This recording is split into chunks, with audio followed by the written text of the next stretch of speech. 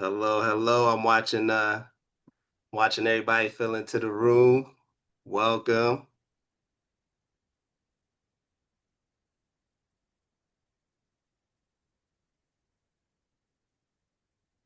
Now my name is Dr. Michael Williams. I am one of the board members of DNPs of Color. I want to welcome everyone here tonight for our men's event hosted by our subgroup Dimensions in Nursing. I love to just give everybody a chance to step in, come into the room um, before we officially start. So I thank everybody for being here with us. I know it is late after work. You're probably hungry and everything else, but again, I appreciate everybody, and it's gonna be high energy today. See, I ain't even need me to tell y'all to say hi in the chat, so I see a few highs. Now, fellas, we can't have the women showing us up now. I see Yvette, Brittany. Okay,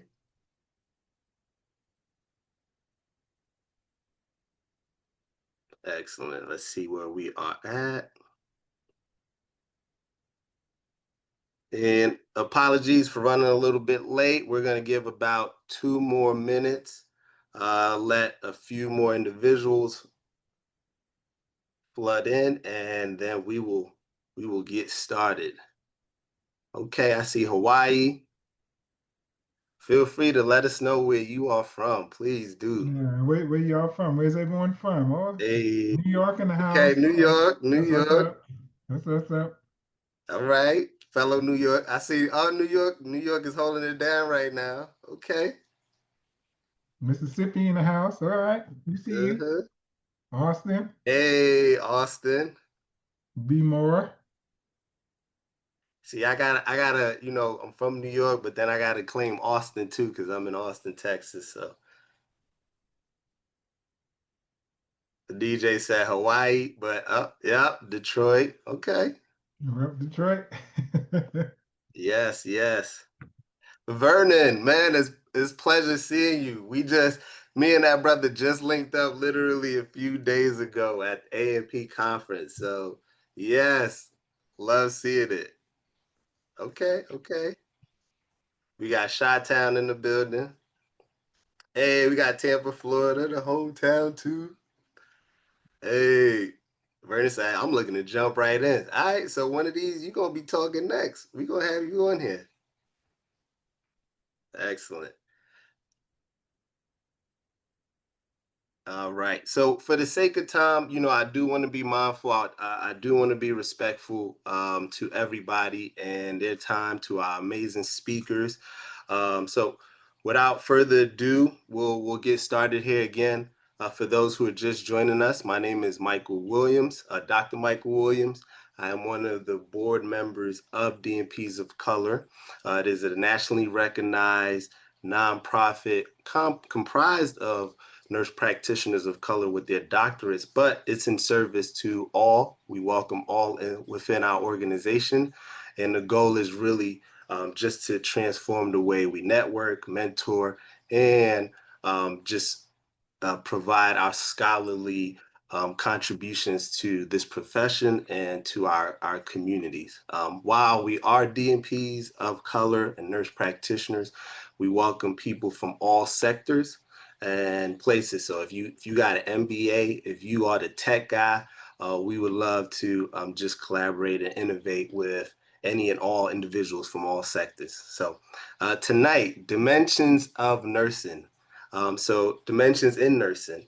That is a subgroup of DNPs of Color, and this is here really to allow the fellas to have a safe space to chop it up, to talk about things that are important to us, because you already know what a doctor visit look like. You walk in, you say, I'm good, and I leave. But really, in fact, we should be just having conversations and checking in on each other as brothers and as just fellow humans of this world, right? So hopefully, what you get from this conversation from these men are just a little bit of insight on how to advocate for yourself in healthcare, things you may wish you understood better, and things of that nature. So without further ado, I'm going to introduce our moderator and then our panelists. But the last message I have for you all is, again, tonight is going to be about general education. We are not giving you medical advice. So if it's broken, it burns, or itches, we're going to tell you one thing: see your primary care provider, or if you don't have one, make sure you establish one. So that's, if you hear anything else, Mike told you go see somebody, right? And engage in your care, which is what this is all about. All right. So first we got up here, I'm gonna do a little drum roll. DJ or Demetrius, future Dr. Demetrius Kirk. Let me put some respect on his name. Demetrius Kirk is a seasoned healthcare executive and respected thought leader. He's known for his deep understanding of post-acute care, operational excellence, and leadership development, with over 15 years of experience, ranging from certified nursing assistant to C-suite. Demetrius, as a registered nurse, licensed nursing home administrator, and national consultant, Demetrius has built a strong network and within other organizations and achieved compliance, improving outcomes, and building stronger teams. As you will see, he is the life of the event. He brings a lot of energy, a lot of spark to our conversation. So I'm proud to have him moderating our event for the evening. Next is Theo Jones. He is a B More Baltimore native. I have to make sure I shout that out. A board certified family nurse practitioner, and initially started his care in acute pain management and progressed to hospitalist medicine.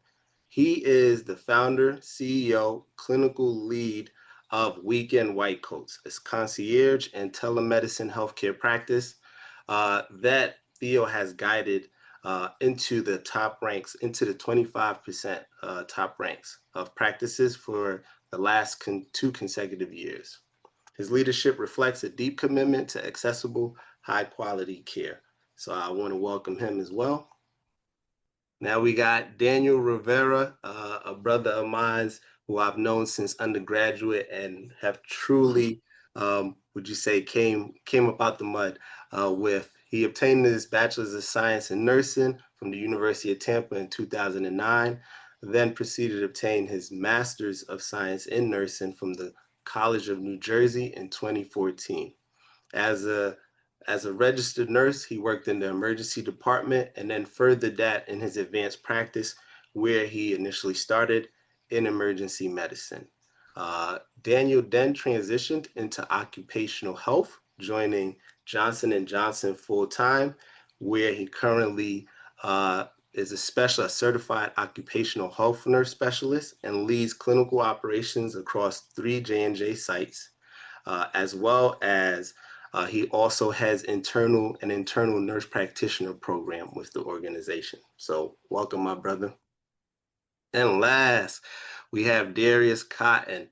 Darius Cotton is a licensed professional counselor associate, supervised by Marissa Rivera, LPC, S, based in Texas. So he's over here with me as a Black man, former D1 athlete, and mental health professional and yoga specialist, which I don't see here, but I know him just from our engagement in public. He understands firsthand the unique challenges Black men face, balancing strength with vulnerability, success with burnout, and silence with deep need to be heard. Darius is a somatic-oriented therapist, passionate about supporting individuals in BIPOC communities who are striving for clarity and authenticity.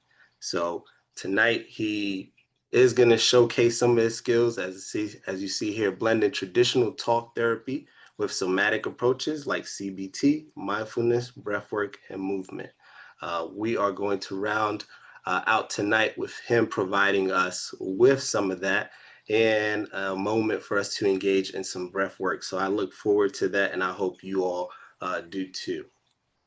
And really, why are we here? To start with the understanding the importance of screening. And I'd like to just pass the mic over to our board chair, Dr. Dwayne Aline, who's going to share just a personal story to kind of bring this piece into us before we have our speakers talk. Thank you. Thank you, Dr. Williams. I appreciate everyone being here.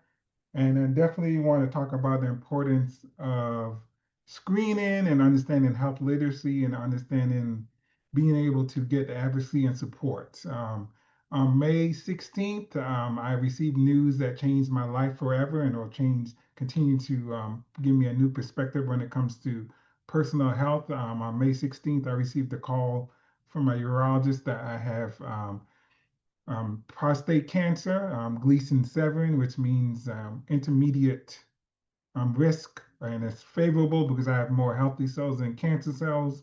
And the reason I'm mentioning this, not to bring attention to myself, but to kind of show you the advantages I have, but yet this was still a surprise diagnosis. I always had problems with my prostate. My father had prostate cancer.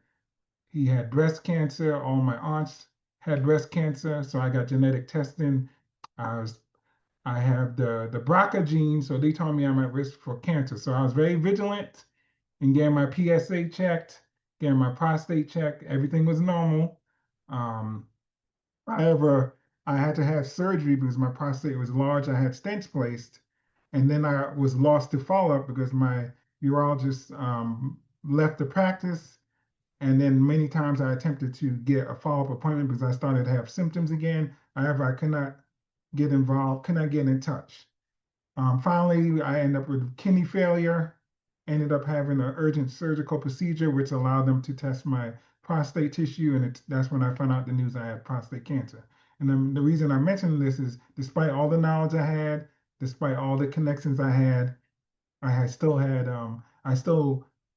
what I consider a delayed diagnosis. I was fortunate to be connected with my nephrologist who had to fight for me to see a urologist immediately because I had kidney failure. So just imagine if someone did not have the knowledge, all the connections I have. I'm sure there's plenty of people in our community that do not know the knowledge, don't even know what's the purpose of a PSA, things what to do if they are in the same situation I am. So that's why this is important topic for all of us. So please, if you have brothers, sisters, husbands, boyfriends, whatever, make sure that you advocate for them as much as possible, lead them to the right resources. So I'm going to pass it on to the panel. Thank you for listening to me. Thank you, Dr. Lane. That was very, I think it's very important that you shared your story. And as you stated, you didn't have to share your story. So first, I'd like to acknowledge you and wish you well wishes as you go through your recovery and you go through this process. But I think it stresses the importance of health screening, right? You're a registered nurse. You're a nurse practitioner. You treat patients every day, yet you were missed. You were a victim of what some would say our healthcare society, our healthcare system. So I think it's very important for us as males to understand the importance of health screening. And it starts with knowing your body, examining your body, but also having a relationship with your provider and being able to contact your provider and feel comfortable talking to that provider. And I know that's something that Danny focuses on as a provider, right? You focus on helping patients understanding their health screen. So, Danny, talk to me a little bit about the importance of understanding health screening.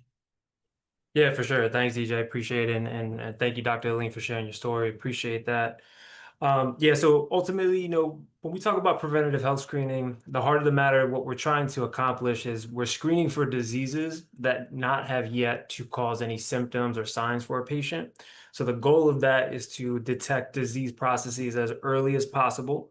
And the reason for that is we want to ensure that we're giving patients the best outcomes possible, that we're decreasing the risk of any potential complications from that disease process. And thirdly, that we are decreasing our healthcare cost burden.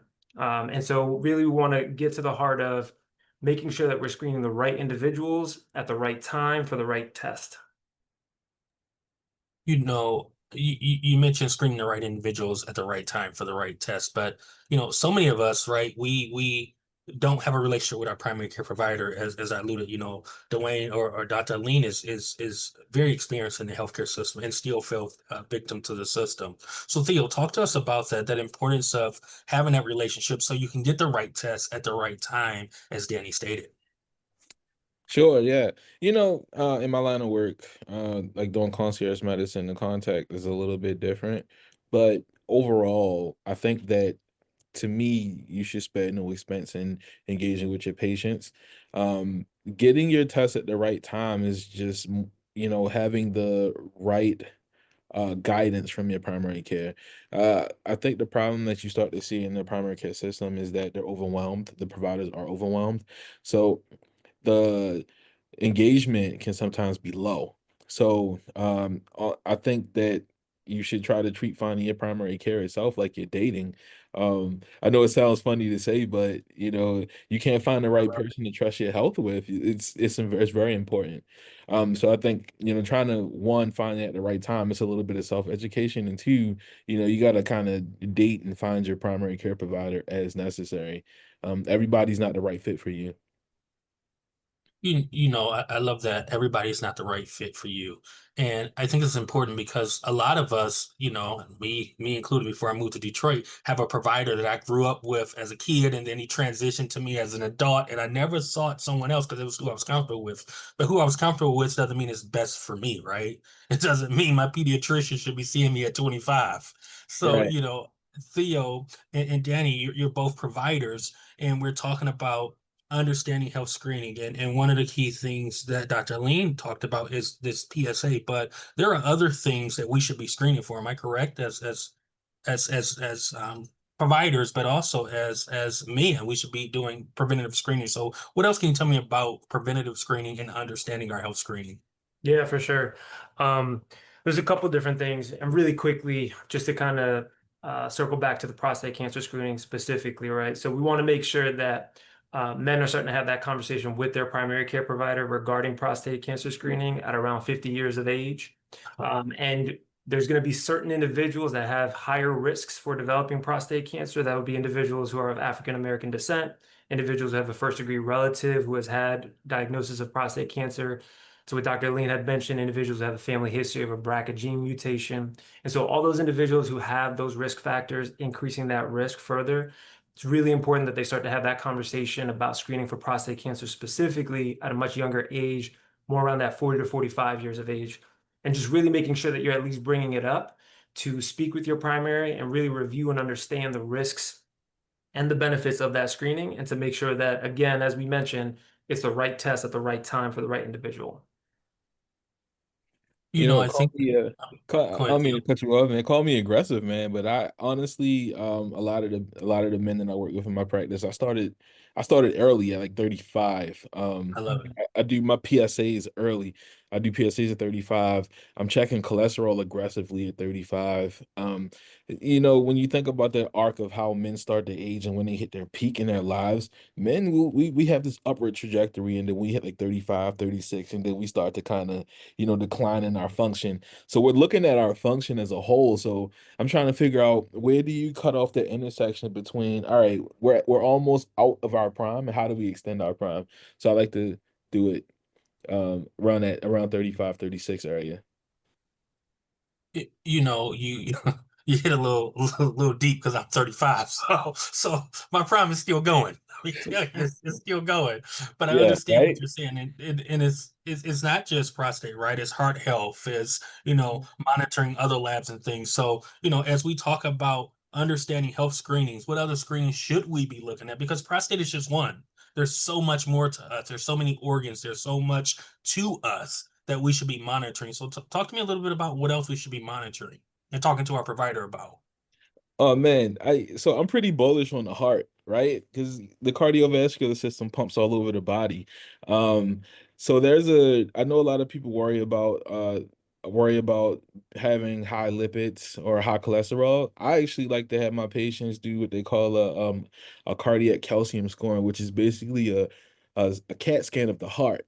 So they can see how calcified your vessels are. I teamed up with a couple of radiology centers in my area that that takes my patients there. Actually, we do a full body scan on our patients, but I particularly like to look at the heart itself because sometimes the story isn't told.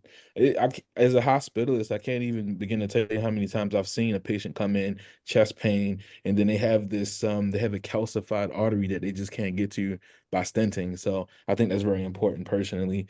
I mean, of course, early PSAs. I like the colon cancer screenings. I've been very paranoid ever since the St. Chadwick Boseman go down. I mean, you can't take the Black Panther like that without me freaking out, man. Yeah. Um, Daniel, you might have some more that you like to do, but that's just my short list. Yeah, yeah, for sure. No, I think when I think about men and heart disease, right? We look at heart disease as an umbrella. It's an umbrella term that we like to utilize, but there's a lot of different disease processes that fall under that umbrella.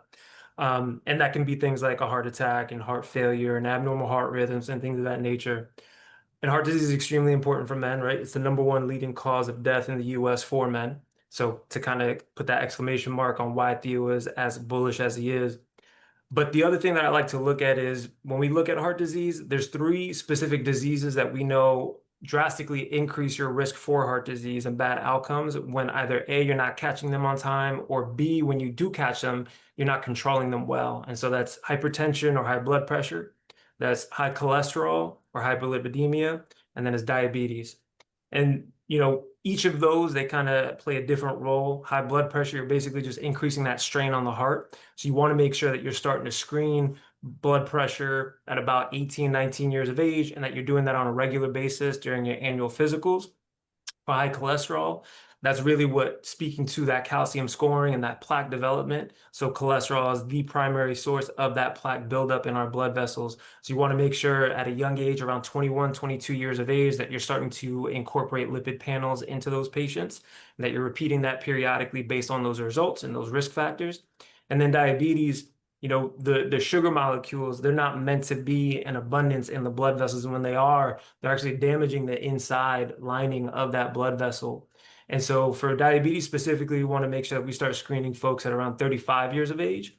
Could be a little bit earlier. Ultimately, again, it's the right time for the right individual, right disease process. So it could be a little bit earlier, could be a little bit later, but ultimately it's going to come down to what are your risk factors? Do you have overweight? Are you obese? Do you have first-degree relatives with diabetes? So on and so forth.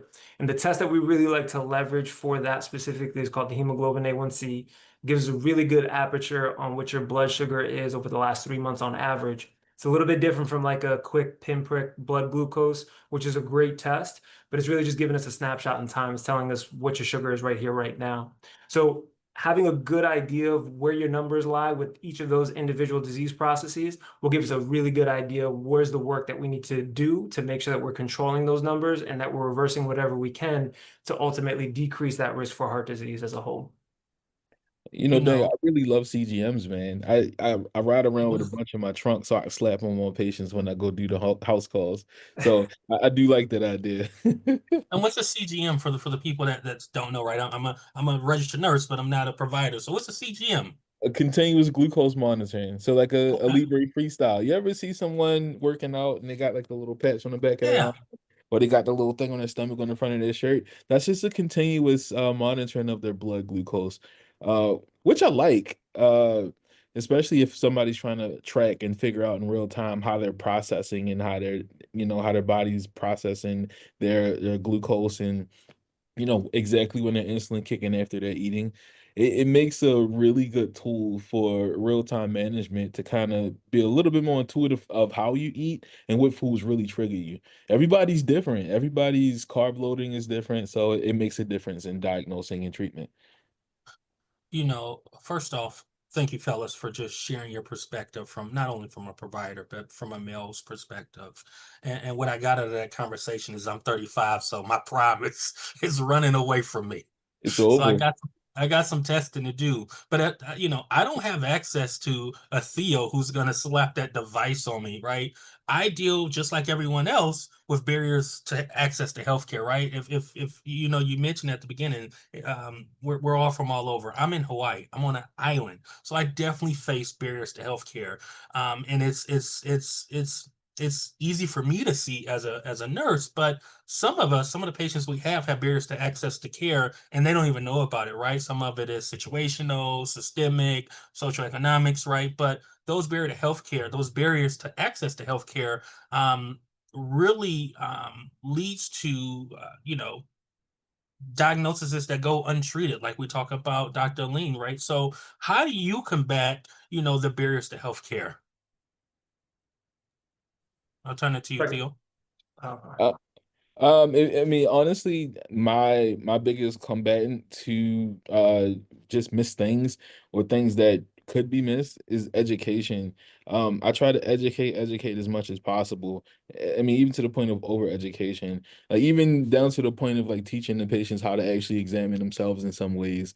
Because even still, as even as providers, there's certain things that we do, our nuances in trying to find things, is certain things that we look for. You try to deep dive as much as possible, and I encourage patients to utilize telemedicine as much as possible. I encourage them to go to their primary cares as much as possible. That to me, there's no such thing as too much, right? Because if you have risk, if you are sick, I would rather you go into a primary care office. I'd rather you walk into an urgent care office than to go to the emergency room, because I would say I'm about to go to the emergency room after this chat is over to go admit some patients. And I can tell you 100%, 50% of the diagnoses they miss. So you wanna go to somebody that has the time to actually Wow. focus on it. Uh, I mean, not to slight ER people, but I don't want to get beat up in the parking lot after this is over. But I mean, quite honestly, they miss a lot because their focus is on major events. They're like, okay, is this killing you? What's going on? And my job is to make sure something is not going to kill you in the long run, not just right now. So I think the biggest combatant is to, one, show up early. Just show up. If you feel a little ache and you're like, it's nothing, it could be something. Men tend to blow stuff off, right? They can say, "Oh, I got a deep pain in my stomach," or, "Well, when I do like this, my lip move." You know what I mean? So it's so many things that we blow off because we're men. We're tough, right? We're the hardest dogs on the yard. Nobody's bigger than us. So I think don't be too proud to admit that you don't know what the hell is going on. You know what? You said something important, right? That I find important, right? We have to show up. But I think the problem is when we show up, the provider's not speaking to us in layman's terms, in terms that we can understand. Mm. As a home care nurse, I can't tell you how many times I walked into a patient house and they don't know that they have diabetes. They know they have the sugars. They know, they have issue with salt, but they don't know they have hypertension. And I'm sure, Danny, you faced that as well. How important is it for providers to talk a language that the patient can understand so that way they can interpret their medication, their health history and their medication appropriately? Yeah, it's extremely important. I would say it's equally, if not more important than a lot of the preventative screening that we're talking about, right?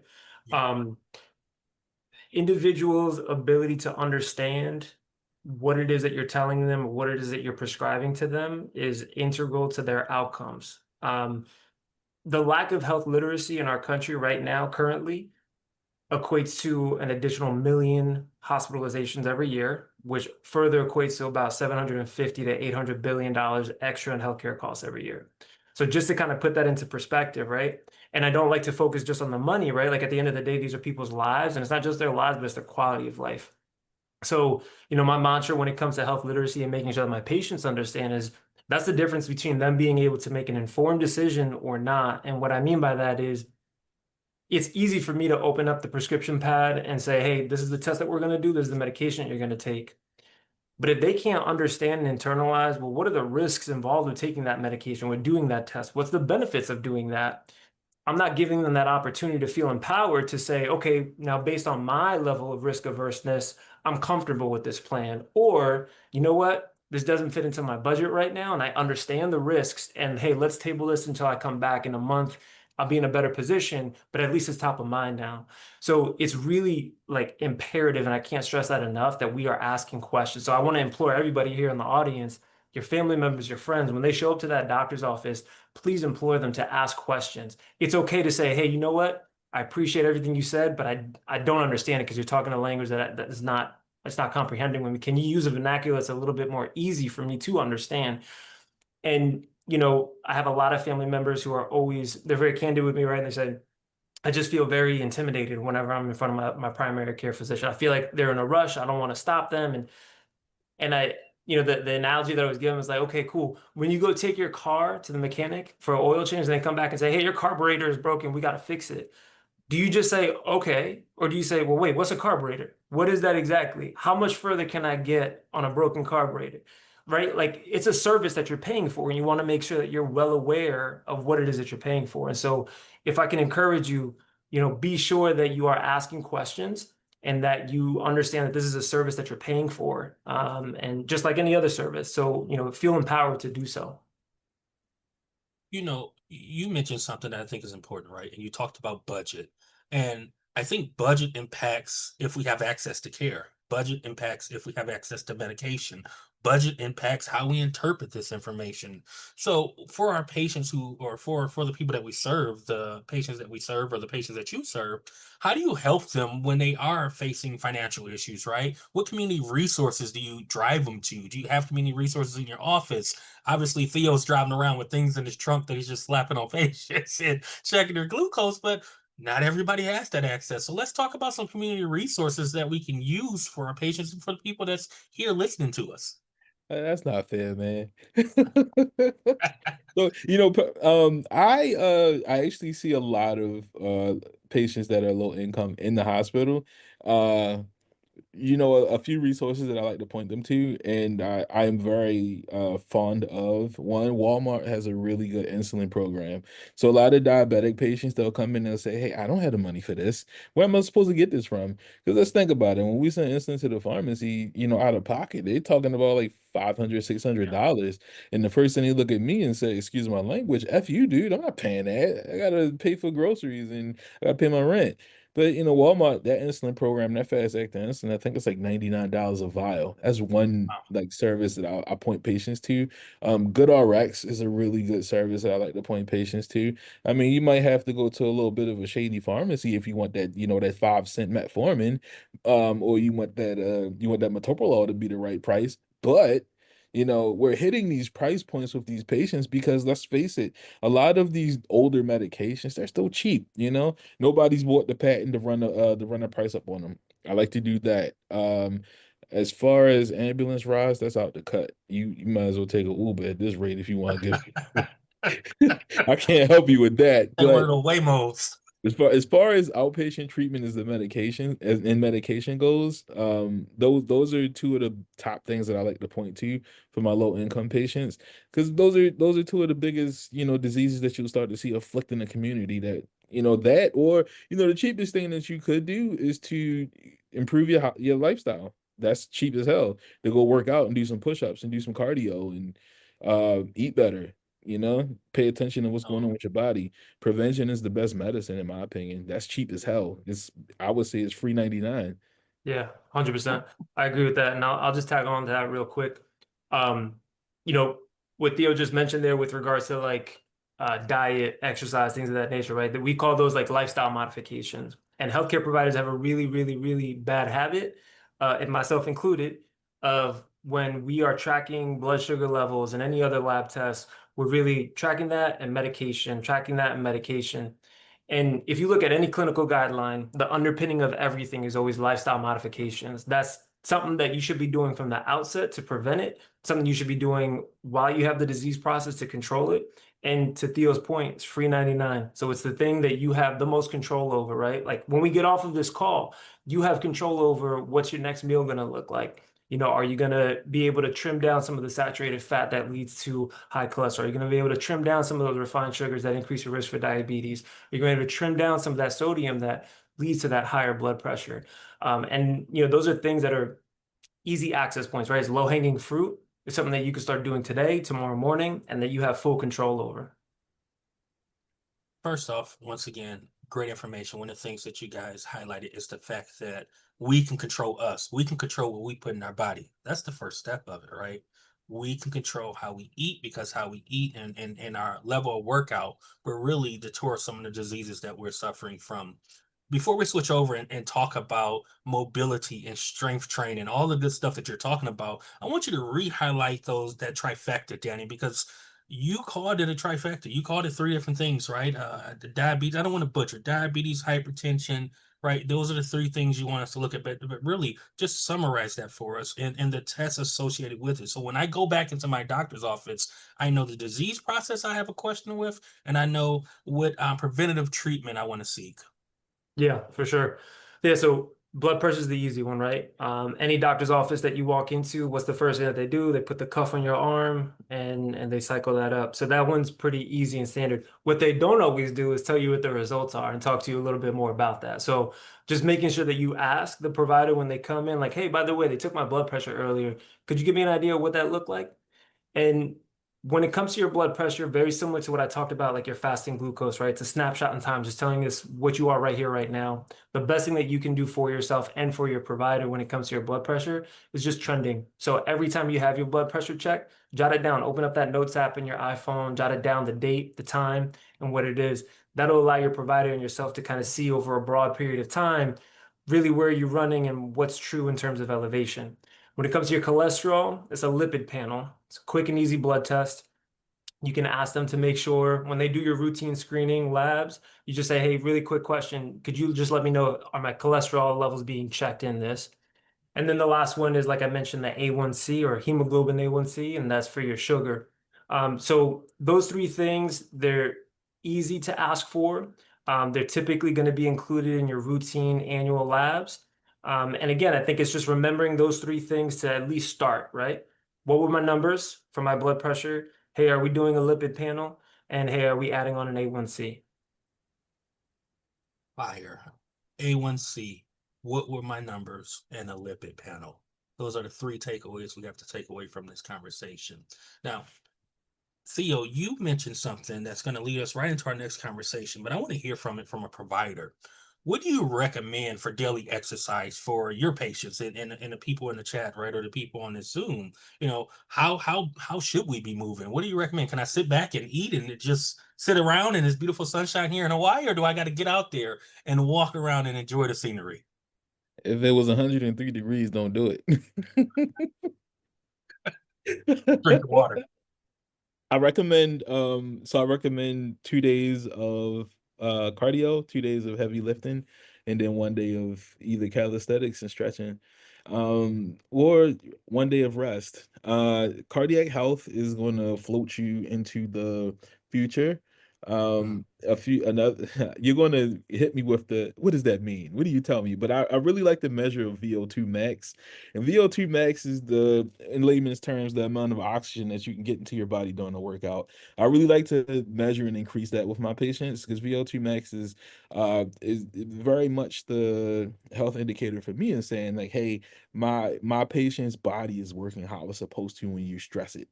I like heavy lifting because let's talk about how when we age, our muscle density is very directly correlated to our ability to get up and down off of the couch to reduce us getting stuck as we age. You know what I mean?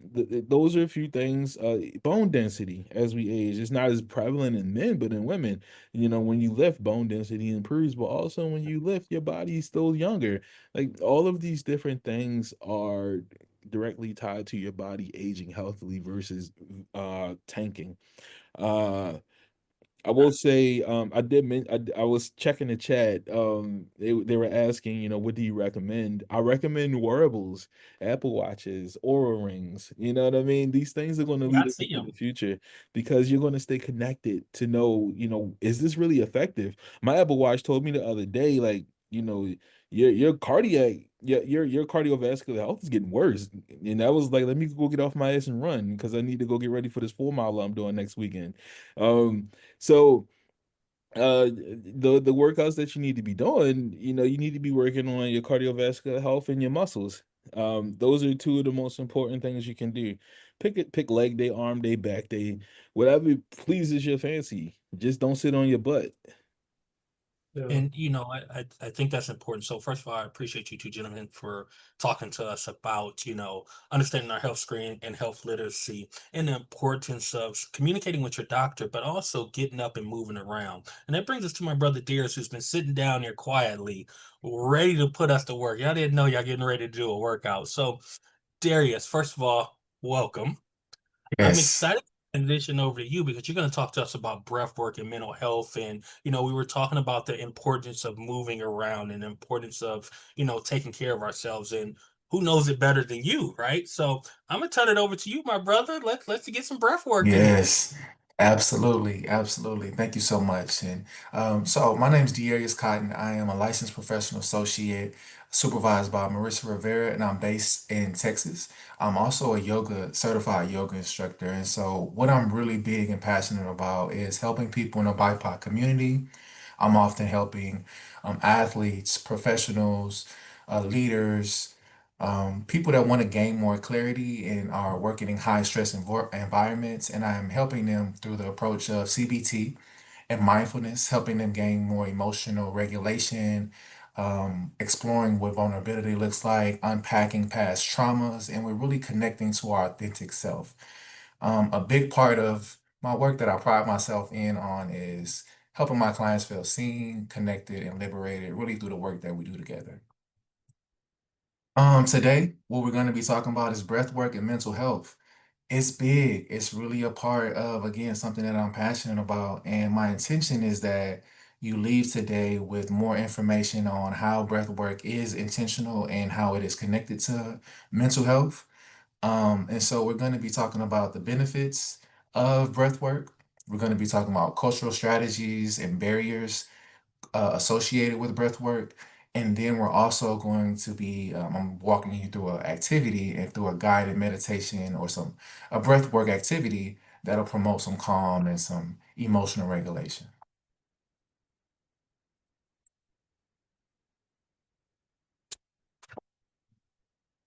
And so when we're talking about cultural barriers, we were talking about we were kind of speaking about that earlier, and I'm gonna just highlight four. There's survival-oriented breathing patterns that's associated with cultural, historical obstacles for people of color specifically. And so what that looks like is high chest breathing.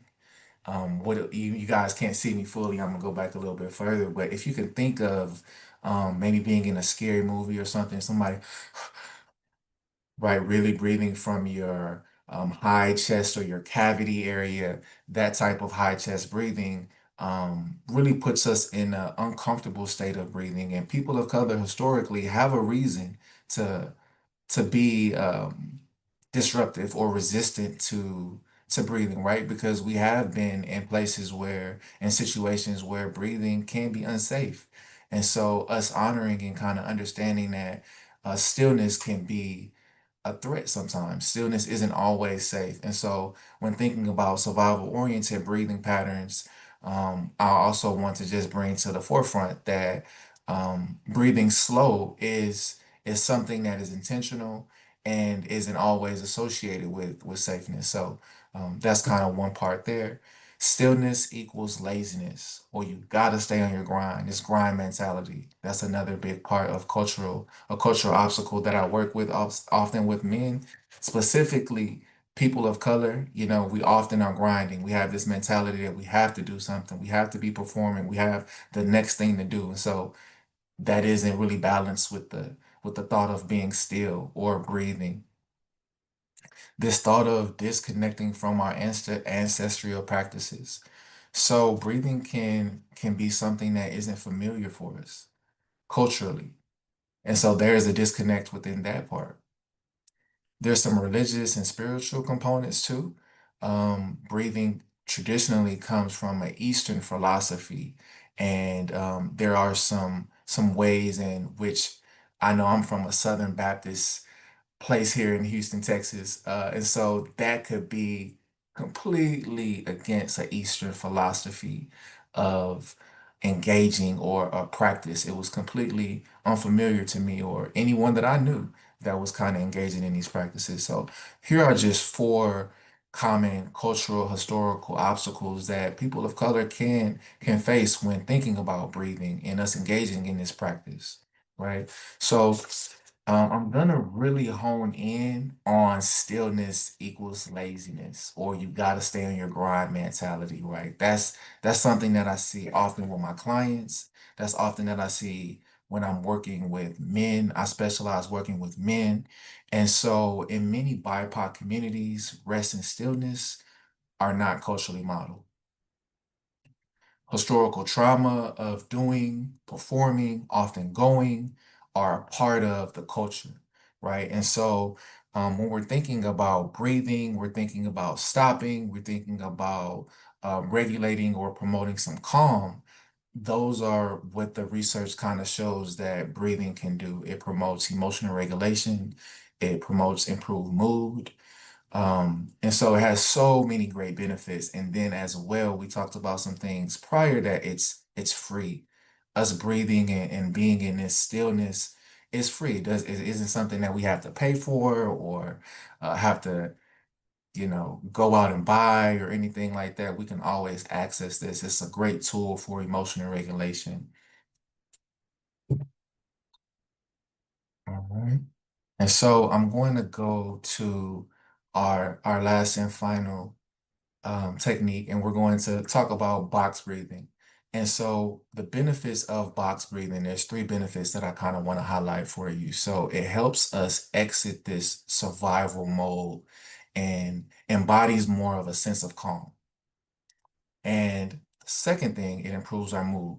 So we can be in maybe dealing with some stress, some anxiety, and so when we're bringing in our breath, we're inviting in calmness. We're inviting in our serotonin, which is our improved mood hormone. And so we're able to ignite those things when we're thinking about our box breathing.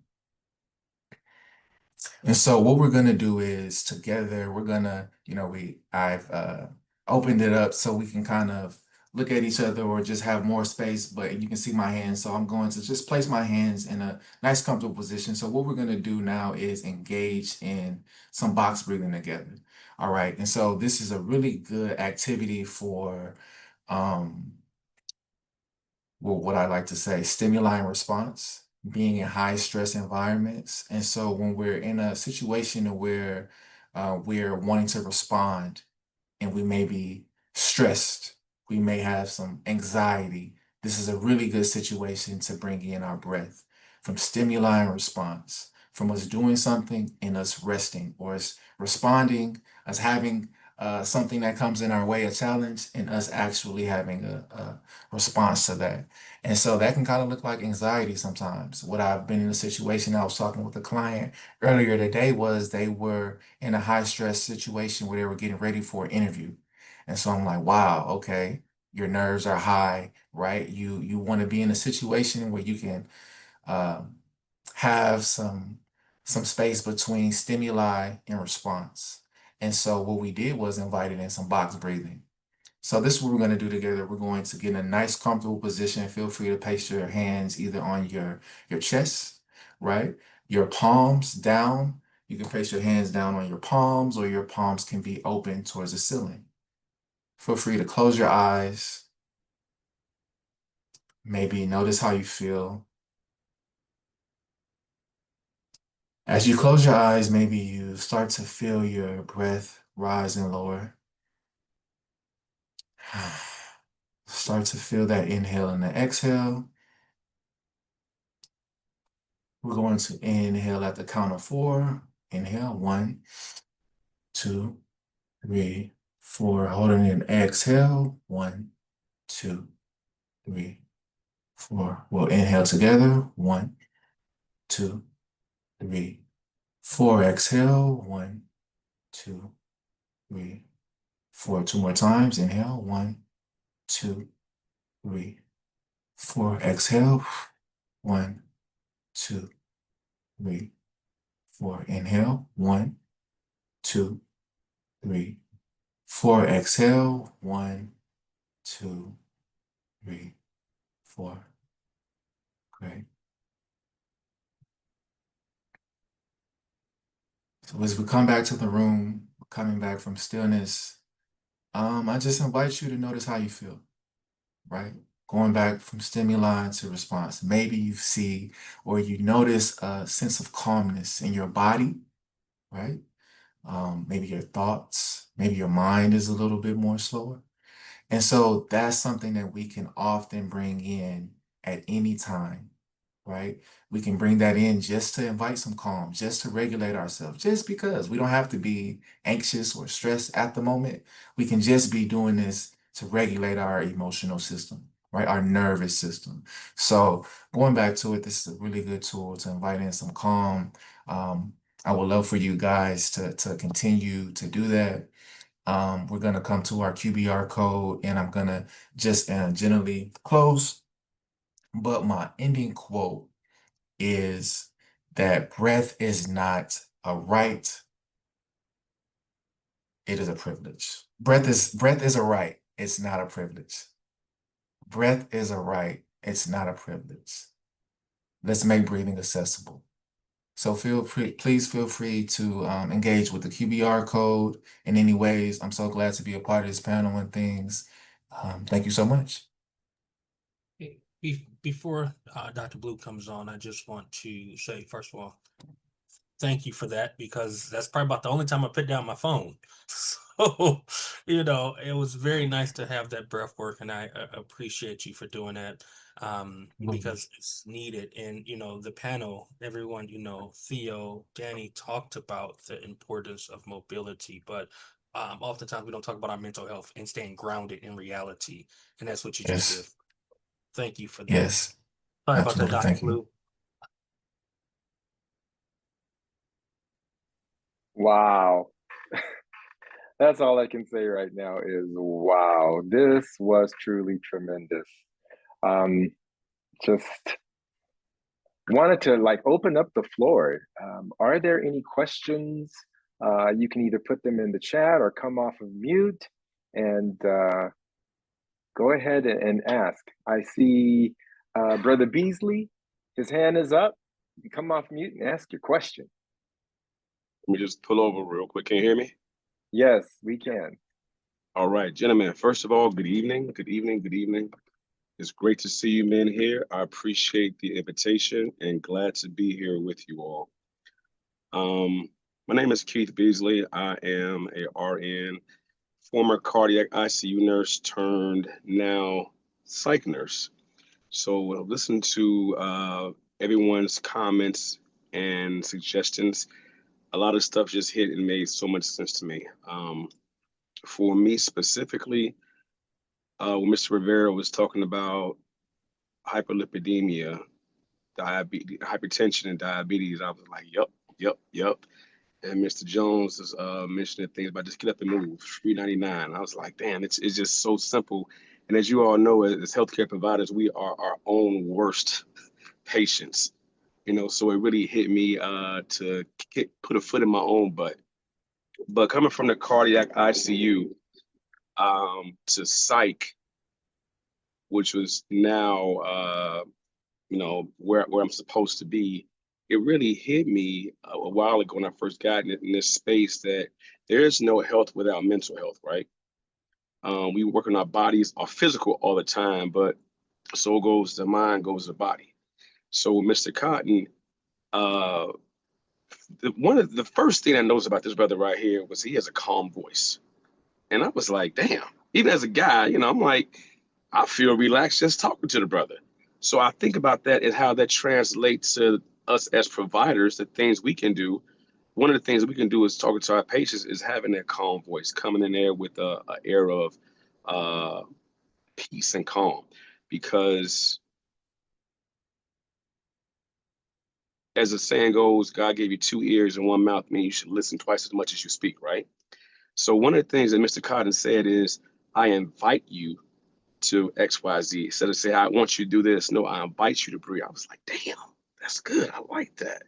It just really hit. But this form right here is pretty powerful. First of all, is to see men, right? And to have this space for us, because there are not many of us in the healthcare space, let alone of men of color, right? So I'm just happy to be here with y'all. First of all, it's my pleasure to be here with you all. So thank you for having me here. But I just want to give kudos to everybody. Not so much a question, just giving honor and some salutes to all the gentlemen here for everything that you said. I follow a couple of you guys on LinkedIn, so it's crazy to me to see people I follow here in real life. It's like, damn, Marshall Blue, I follow this guy right here. Theo Jones, I follow him too. Dr. Dwayne Lane, I follow him too. And the crazy part, Mr. Jones, is I'm actually in Baltimore. I'm from Chicago, but I'm in Baltimore now. So I hear you talk, I'll be like, yep, you from Baltimore. 100%. You get that? 100%. I'm not gonna hold him. Not gonna belay the conversation much longer. Just thanks to you guys. Great to see you. I appreciate the space. Thank you all for taking the time and making an opportunity to put the word out. Because I truly believe that 1% of something is better than 100% of nothing. Thank you. Wonderful, wonderful. I mean, I was supposed to do the closing remarks, but you said it all right there. I mean, there is no room left. Are there any other questions or statements or just kudos? You know, just put it out there. You know, I do want to say there are some entries in the chat that actually provides some more information on what we discussed today. So if there's not anything right now, I'm looking, no one's hand is up, and I don't see any questions in the chat right now. So we'll go ahead and close out just by saying thank you for showing up. This was not just an event. This was really about us, you know, about our health, you know, making this real so that we can see tomorrow, next week, next month, going even further 5 to 10 years from now, you know. And as our brothers Theo, Darius, and Daniel kind of said, we invite, I had to change up from what I was going to say, we must. We invite you to begin your screening and ensure that you understand the trifecta, you know, of BP, heart disease, and diabetes, and reach out to those that are in the healthcare community, your providers. And if you don't have one, that was said earlier, find one. You can reach out to any of us here that are online right now, and we will do our best to help you navigate to find a health provider in your area. We also need to treat, as we heard earlier, ourselves, our healthcare, as if we were dating, right? That is real. Stay active, you know, stay connected, and work on understanding your authentic self. Remember, breathing is free. You know, it's a right, not a privilege, you know. So the thoughts, you know, that we discussed today were strong to keep us moving, you know, and not to really say that it's not achievable. You know, we've always been told to be strong. However, to really be strong, we must begin to ask those questions, you know. That's ensuring that you have the right information at the right time so that we can actually be able to find that assistance that we need. I'm proud of everyone here for staying on and learning what we had discussed today. We want to keep that same energy going. Look out for our brothers and our sisters, because they were on today in full force. You know, talk to our sons, our nephews, you know, and the brothers we see every day on the block, at church, at school, at work. Don't be silent. You know, I always say I'm blessed, and I want you to be blessed as well, to be vertical and ventilating. You know, I want you all to understand that this again is for you, and we look forward to seeing you again next couple of months, hopefully in the fall. And with that being said, we'll close out. Thank you.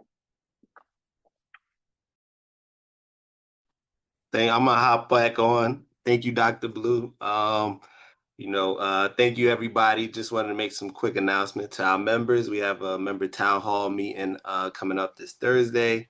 To all those, again, you don't have to be in nursing for us to collaborate and innovate. Again, if you in tech, if you in business, entrepreneurship, whatever it is, nursing is not isolated to just the nursing profession itself. We are community. We are of the community, and we are with the community in service and in all ways. So we have our upcoming conference coming up as well. I want to thank everybody for joining us. I'm going to have the panel and any board or any exec individuals to stay on. So you all have a good night. I hope y'all got as much as we did out of this. And again, truly thank you for y'all spending the evening with us in this. So thank y'all.